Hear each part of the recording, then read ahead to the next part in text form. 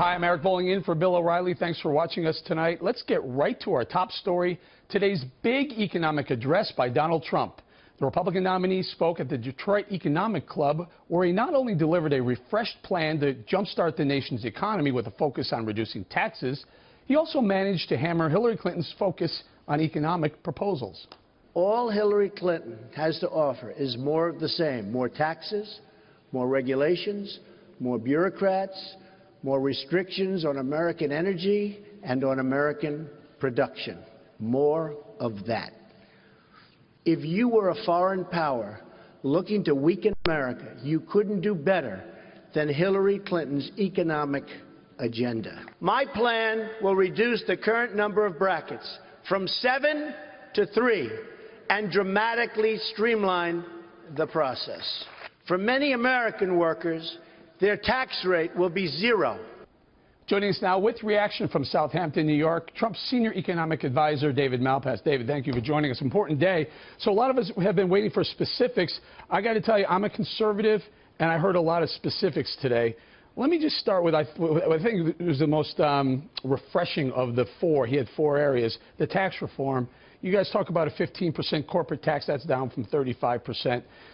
Deduct child care expenses from taxes, 10% repatriation, and the death tax goes away. I think these are going to resonate with conservatives. It certainly is with me.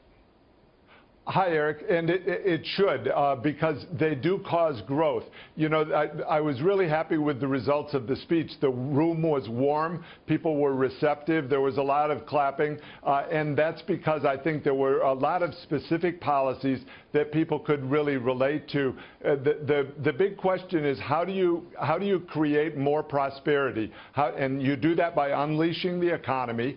And so Trump laid out ways to do that, and I think it was really well received. Let me dig into these, if you don't mind, David. I have a business background, economics background. So you go from a 35% to a 15% corporate tax. You're going to lose a lot of tax revenue if things were to stay the same. Everyone talks about growth bailing them out, but what kind of number are we talking? We're talking, I'm guessing, close to $1 trillion in lost revenue if everything stayed the same, right?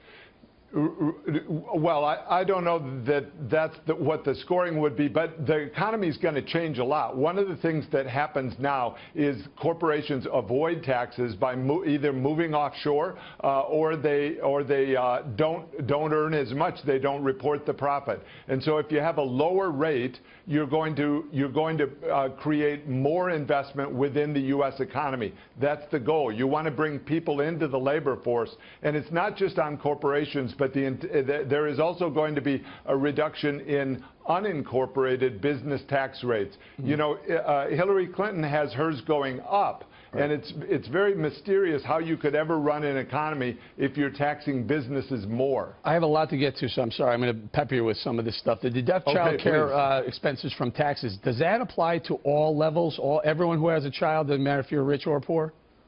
Right. That's whether you itemize or don't. And so you might call it before the line, or it's a way that, and there's also a cap at $13,000. So it's going to play very well with middle-income people.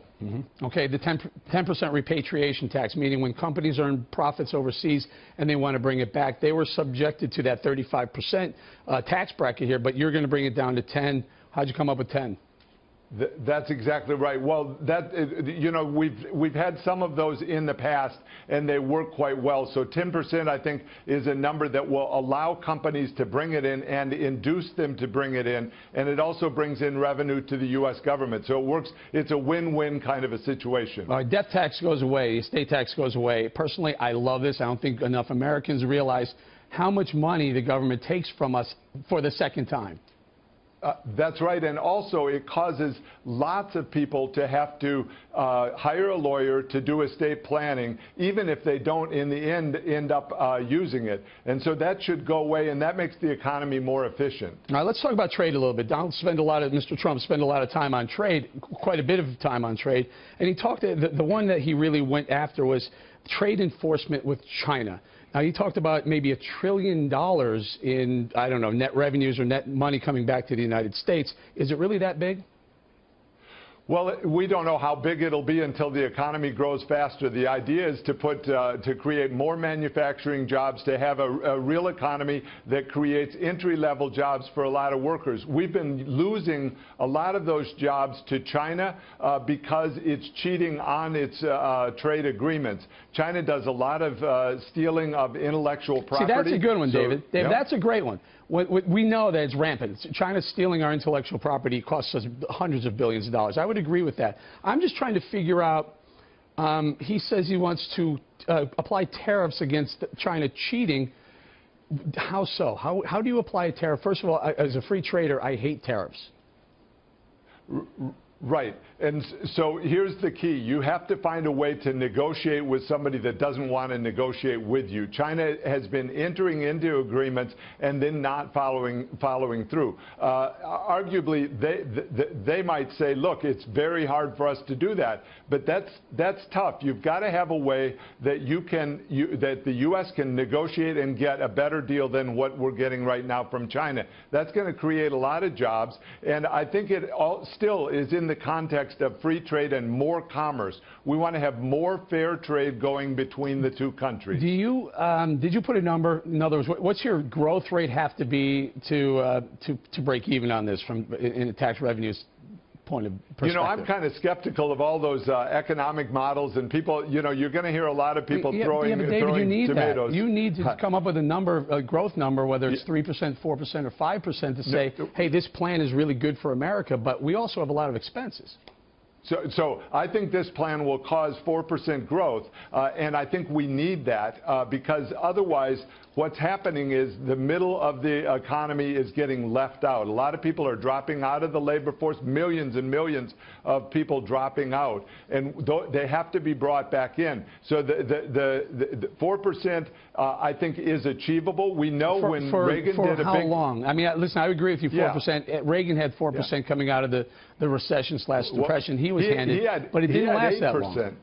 Yeah, that's right. But the average, the goal here is to lift the average growth rate. Over the last 7 years, it's only been 2%. Right. I think we can get 3.5%, 4% average growth. Honestly, going forward. It's not unreasonable. Honestly, it's not unreasonable. No, I agree with you. It's really not unreasonable given the history, and we've had such underperforming growth for the better part of 10 years now. It's not that far-fetched to see a 4% average growth. David, I got to leave it right there. Thank you very much.